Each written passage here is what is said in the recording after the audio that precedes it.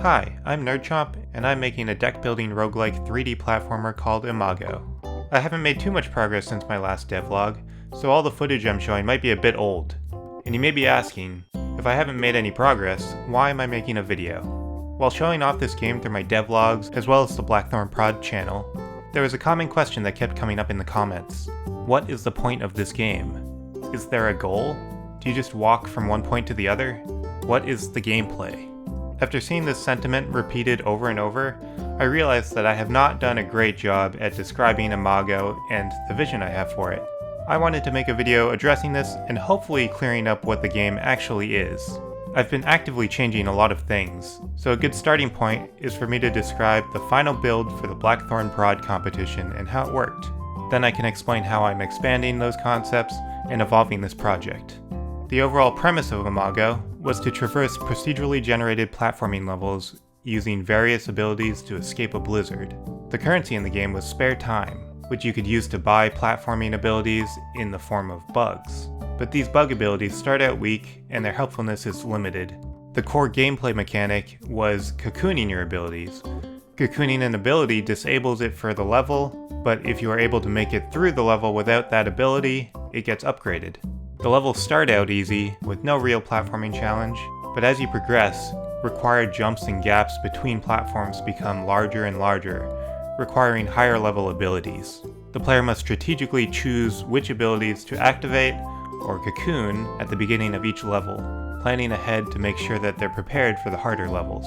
The abilities also have limited uses, with the bugs dying if their lifespan depletes. This forces players to vary the bugs they choose and to improvise in tough situations. Save up enough spare time and you eventually escape the blizzard. That was what the final build of the game was like for the competition, and it was its own little completed package. Very small scope, but after the competition, I wanted to expand the idea into a fully fledged Steam release. And with this expansion comes Scope Creep. Yes, Imago and I are falling victim to scope creep.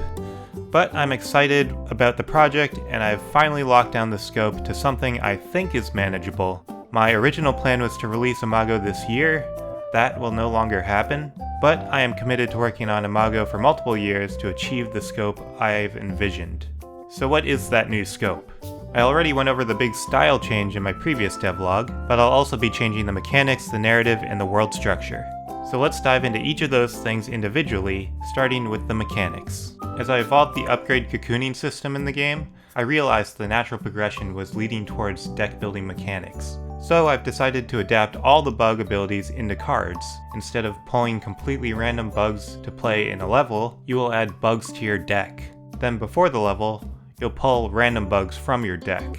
It's a slight change to the formula, but it gives the player a little more control over the bugs you have available and allows you to more strategically position yourself for success in future levels.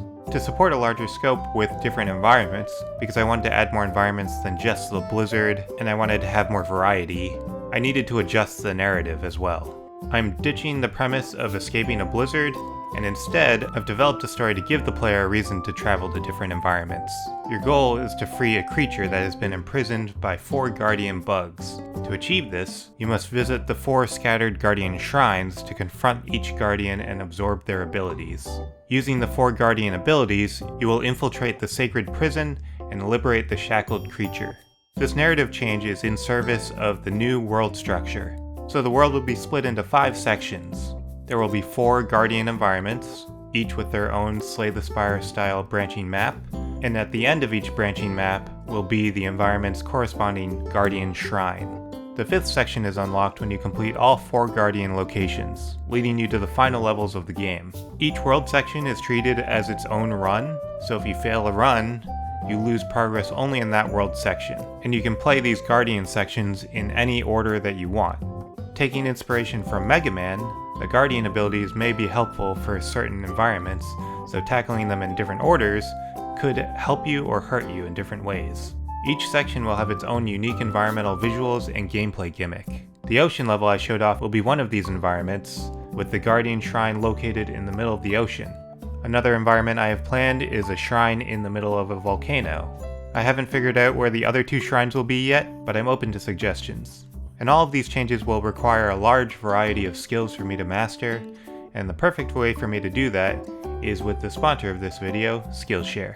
Skillshare is the largest learning community for all creatives, with thousands of classes led by industry experts across not just game development, but also film, illustration, graphic design, photography, music, marketing, etc.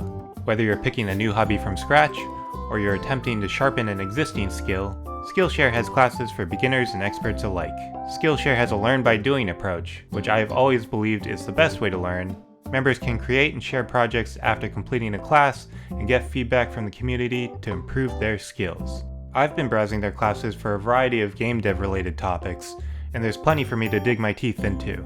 Click on the link in the description to join Skillshare and gain access to thousands of classes to boost your creative ambitions. The first 500 people to use my link in the description will receive a 1-month free trial of Skillshare. Get started today.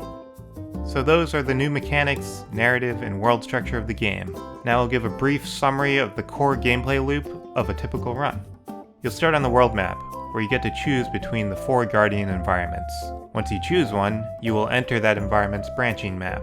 Spaces on the map will include opportunities to add new bugs to your deck, merge bugs together, and provide other ways to manipulate your deck and tweak things in your favor.